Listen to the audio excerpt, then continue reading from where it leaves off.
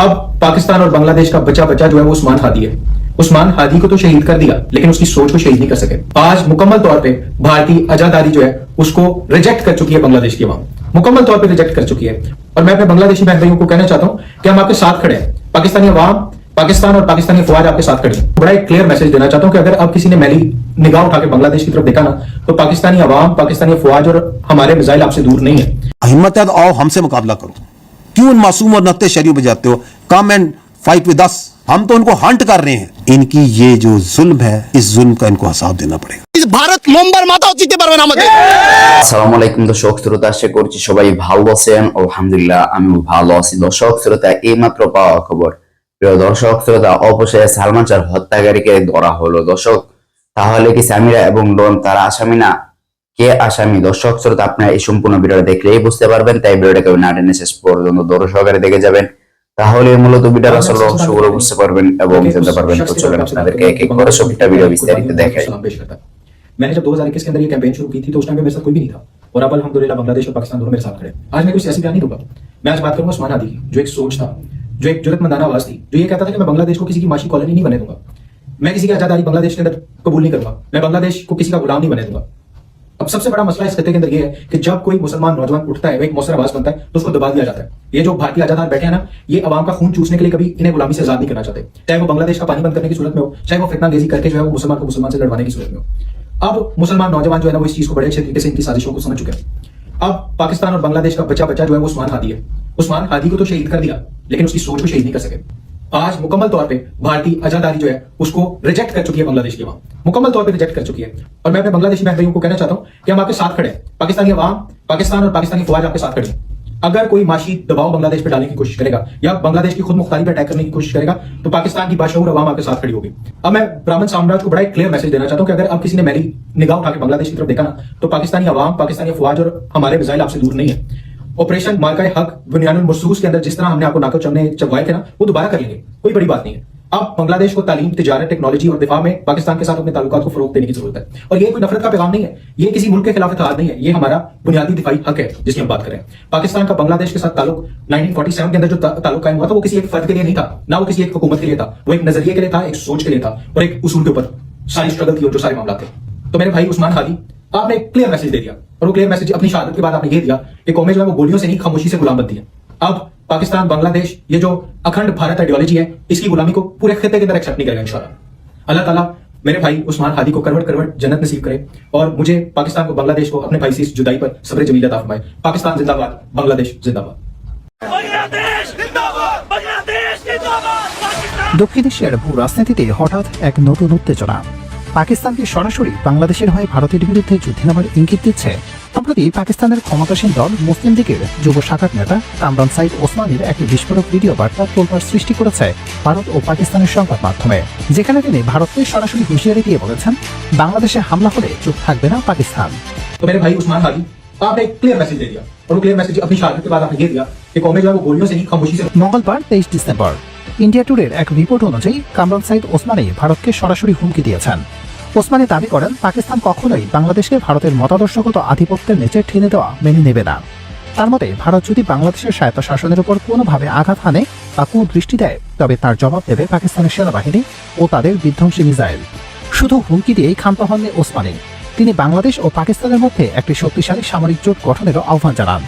রাজনৈতিক বিশ্লেষকরা মনে করছেন, বাংলাদেশের সাম্প্রতিক পরিবর্তনের পর পাকিস্তান ও বাংলাদেশের মধ্যে সম্পর্ক উন্নয়নের যে চেষ্টা চলছে, ওসমানের এই বক্তব্য এই পালে নতুন হাওয়া দিল। কিন্তু প্রশ্ন হলো, পাকিস্তানকে আসলেই ভারতের মতো বিশাল শক্তির বিরুদ্ধে সরাসরি যুদ্ধে জড়ানোর ক্ষমতা রাখে, নাকি এটি কেবলই রাজনৈতিক গিমিক? ভারতের তরফ থেকে এই বক্তব্যের বিষয়ে এখনো আনুষ্ঠানিক কোনো কড়া প্রতিক্রিয়া পাওয়া না গেলেও ভারতীয় গণমাধ্যমগুলো বিষয়টিকে উস্কানিমূলক হিসেবে দেখছে। বিশেষ করে বর্তমান আঞ্চলিক পরিস্থিতিতে যেখানে বাংলাদেশ ভারত সীমান্তে উত্তেজনা বাড়ছে, সেখানে পাকিস্তানের এই সরাসরি হস্তক্ষেপ দক্ষিণ এশিয়ার এক নতুন মেরুকরণ তৈরি করতে পারে। কামরান ওসমানীর এই বক্তব্য কি শুধুই ব্যক্তিগত, নাকি এর পিছনে পাকিস্তান সরকারের কোনো প্রচ্ছন্ন মদত রয়েছে? हिम्मत है तो आओ हमसे मुकाबला करो। क्यों उन मासूम और नत्ते शरीफ बजाते हो? Come and fight with us. हम तो उनको हंट कर रहे हैं। इनकी ये जो जुल्म है, इस जुल्म का इनको हिसाब देना पड़ेगा। ভারত লম্বার মাথাও চিনতে পারবে না আমাদের। ভারত যদি বাংলাদেশের দিকে তোর নজর তুলে কাশ্মীর, সেভেন সিস্টার্স, হায়দ্রাবাদ, মহারাষ্ট্র লিখিতভাবে আলাদা করে দিতে হবে। এত সোজা না। আপনারা কথায় কথায় ভয় দেখাবেন না বাংলাদেশকে, কথা বুঝতে পেরেছেন? আমরা ইন্ডিয়াকে ডরাই না। হাদি নামের বিপ্লবী হাদি ব্রিগেড গঠন করা হবে। ভারতকে কে ঠ্যাঙ্গায় না। আপনারা নেতারা ভারতকে ভয় দেখেন কেন? আমরা যদি কিছু করি তাহলে ইন্ডিয়া নাকি আমাদেরকে হামলা করবে। আরে ভাই, এটা গ্লোবালাইজেশনের যুগ। ইন্ডিয়া আমাদের কিচ্ছু ছিঁড়তে পারবে না। ইন্ডিয়া যদি আমাদের দিকে একটা বুলেট ছুড়ে না, চারদিকে ইন্ডিয়াকে ঘিরে ছিঁড়ে খেয়ে ফেলাবো। আপনারা জানেন, ইন্ডিয়া যদি বাংলাদেশ দিকে নজর দেয়, ইন্ডিয়াকে 7টা রাষ্ট্র হারাইতে হবে। কাশ্মীর, সেভেন সিস্টার্স, ইন্ডিয়াকে লিখিতভাবে ত্যাগ করে তারপর বাংলাদেশের দিকে নজর দিতে হবে।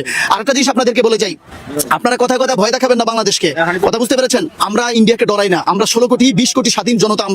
আমরা যেই জাতি নিজেদের স্বাধীনতার জন্য, ভাষার জন্য এবং পরবর্তীতে স্বাধীনতাকে রক্ষা করার জন্য জুলাইতে ছোট ছোট শিশুরা যেখানে আত্মত্যাগ করেছে, সেখানে ইন্ডিয়াকে ভয়ের কিছু নাই। রাজনৈতিক নেতৃবৃন্দকে বলবো, আসেন সকলে হাদির মতো জজবা এবং প্রকৃত স্বাধীন এবং সার্বভৌমত্বকে আমরা বুকে লালন করি। আমরা বুকে লালন করি। যারা আজকে 71 চেতনার নামে দেশটাকে বিভক্ত করতেছেন, ভাই, পৃথিবীর অনেক দেশই তো স্বাধীনতা অর্জন করেছে। স্বাধীনতার পক্ষে বিপক্ষে লোক থাকে, পরবর্তীতে সবাই মিলে দেশটাকে গড়ে। আজকে সিঙ্গাপুর ব্রিটিশ থেকে স্বাধীনতা অর্জন করেছে, তাই বলে কি সিঙ্গাপুর তাদের সাথে সংযোগ রাখে নাই? আজকে সেখানে দেখেছেন একমাত্র বাংলাদেশটাকে এটা পাবলিক টয়লেট বানিয়ে ফেলেছে। আমাদের চতুর্পাশে যে শকুনরা আছে, এরা এখানে এসে যেমনি ইচ্ছা সামনে কাজ করে যায়। আমাদের আত্মমর্যাদা কোথায় গেছে? ওখান থেকে ইন্ডিয়া থেকে কিলার এসে আমাদের পিলখানা হত্যাকাণ্ড ঘটায় যায়। ইন্ডিয়া থেকে কিলার এসে হেফাজতের হত্যাকাণ্ড ঘটায়। ইন্ডিয়া থেকে কিলার এসে আমাদের ছাত্রদেরকে হত্যা করে যায়। তাহলে ইন্ডিয়া আমাদের বন্ধু হয় কিভাবে? আমাদের কি কোনো আত্মমর্যাদা নাই? আমরা কি এতটা নির্লজ্জ হয়ে গেছি? হ্যাঁ, আমরা এতটাই নির্লজ্জ হয়ে গেছি। ভারত থেকে কিলার আসে, ভারতের এজেন্সিগুলো আমাদের বাহিনীগুলোতে থাকে। তারা এখন সক্রিয়। 5 আগস্ট পরে যেই নীতিটা হওয়া দরকার ছিল সেটা আমরা গ্রহণ করি নাই। আজকে আমাদের এখানে স্বৈরাচার এবং তাদের দোষরা এখনই হয়ে গেছে। এই দেশের সবচেয়ে বড় ব্যর্থ হলো জুলাইয়ের সবচেয়ে বড় ব্যর্থতা হলো আমরা জুলাইয়ের যে আন্দোলনটা সকলে মিলে করেছিলাম, ওই আন্দোলন অনুযায়ী স্বৈরাচার এবং তার দোষরদের বিরুদ্ধে এখনো কোনো কার্যকরী ভূমিকা আমরা নিতে পারি নাই। কথা বুঝতে পেরেছেন? এখনো কোনো কার্যকরী ভূমিকা আমরা নিতে পারি না। বিচার বিভাগে 2টা দল হয়ে গেছে, বাহিনীগুলোতে 2টা দল হয়ে গেছে, সাংবাদিকদের মধ্যে 2টা দল হয়ে গেছে। আরে বাপ রে বাপ! আরে ভাই, এই সব আমরা তো সবাই যদি দেশটাকে ভালোবাসি, তাহলে হাদি প্রকৃতভাবে দেশের স্বাধীনতা বুঝতে পেরেছিলেন। হাদি বুঝতে পেরেছিলেন স্বাধীনতা কাকে বলে। আমরা স্বাধীন হই নাই। হাদি বুঝতে পেরেছিলেন যে সীমান্তে ফেলানি ঝুলে থাকলে এটা পরাধীনতা। হাদি বুঝতে পেরেছিলেন আমাদের সেনা অফিসারদের হত্যা করা হলে এটা পরাধীনতা। হাদি বুঝতে পেরেছিলেন শাপলা চত্বরের গণহত্যা এটা পরাধীনতা। হাদি বুঝতে পেরেছিলেন জুলাই 3000 শহীদের যেই আত্মত্যাগ, এটাকে যদি ধরে না রাখতে পারে এটা পরাধীনতা। হাদি বুঝতে পেরেছিলেন এদেশে ভারতীয় এজেন্ডা বাস্তবায়নে যারা কাজ করে এটা আসল পরাধীনতা, এটা কোনো স্বাধীনতা নয়। এটা স্বাধীনতা নয়। ভারতকে চিনতে পেরেছে প্রতিবেশী সকল রাষ্ট্র। মালদ্বীপ ভারতের হাত থেকে আলাদা হয়ে এখন স্বাধীনভাবে বাঁচতেছে। নেপাল ভারতকে গুনেও না। আমরা কি নেপালের চাইতে দুর্বল? আমরা কি বার্মার চাই, আমরা কি ভুটানের চাইতে দুর্বল? ভারতকে কে ঠ্যাঙ্গায় না। আপনারা নেতারা ভারতেরকে ভয় দেখেন কেন? সাংবাদিক কামাল বলে, আমার নাম কি, মাসুদ কামাল, ওটাকে ভারতের বিপক্ষে কথা বলো হাসানাত আব্দুল্লাহ। ভারত লম্বার মাথাও চিনতে পারবে না আমাদের। ভারত যদি বাংলাদেশের দিকে তোর নজর তুলে কাশ্মীর, সেভেন সিস্টার্স, হায়দ্রাবাদ, মহারাষ্ট্র লিখিতভাবে আলাদা করে দিতে হবে। এত সোজা না। এই জন্য আবার বলতেছি, স্বাধীনতা হাদি বুঝেছিলেন, আপনারা স্বাধীনতাকে বুঝেন। আপনারা ক্ষমতার জন্য ভারতের নেতাদের সামনে মাথা নোয়ায় থাকেন। নেপাল ভারতকে গুনো না, আমরা কেন গুনবো? পৃথিবীর 4-5টা রাষ্ট্র থাকলেই কি তাদেরকে গুনতে হবে? এটা গ্লোবালাইজেশনের যুগ, কথা মনে রাখবেন। অনেকে বলে ভারত অনেক বড় রাষ্ট্র, তাতে কি হয়েছে? এখনো তারা রাস্তা পায়খানা করে। কাতারের মতো ছোট রাষ্ট্র ভারতকে গুনে না। তারিকার খালাতুল লাঠি মেরে ফেলে দিলে পথে বসতে হবে ভিক্ষা থাল নিয়ে। ওই কাতার আমাদের সাথে আছে, সমগ্র আরব বিশ্ব আমাদের সাথে আছে, মুসলিম বিশ্ব আমাদের সাথে আছে। আজকে কাদের কারণে ভারতের সাথে আমাদের মাথা নোয়ানো থাকতে হয়? ইরানের যখন বিপ্লব হলো, 80 দিনের মাথায় বিপ্লবী রেভলিউশনারি গার্ড গঠন হয়েছে। সিআইএ এজেন্টগুলোকে ফাঁসি দেওয়া হয়েছে, প্রকাশ্য ফায়ারিং স্কোয়াডের জেনারেলগুলোকে। এরপরে ইসরায়েলের যে ইগুলো ছিল তাদেরকে বের করে দেওয়া হয়েছে।